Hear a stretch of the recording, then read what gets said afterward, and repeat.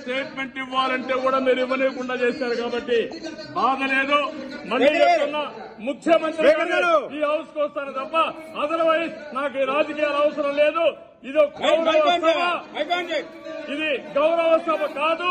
ఇలాంటి గౌరవ సభలో నేను ఉన్నానని మరొకసారి విజ్ఞప్తి చేస్తూ మీకు నమస్కారం.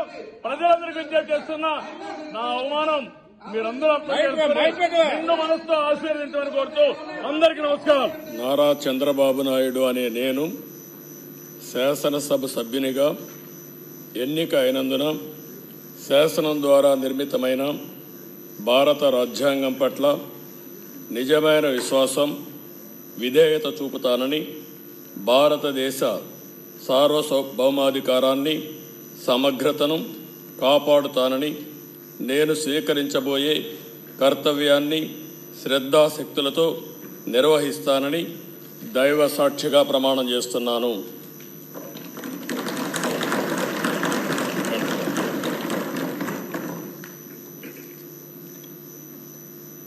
ఆంధ్రప్రదేశ్ శాసనసభ సభ్యుడైన నారా చంద్రబాబు నాయుడు అనే నేను సభ నియమాలకు కట్టుబడి ఉంటానని, వాటిని అనుసరిస్తానని, సభా మర్యాదలను పాటిస్తానని, సాంప్రదాయాలను గౌరవిస్తానని దైవ సాక్షిగా ప్రమాణం చేస్తున్నాను.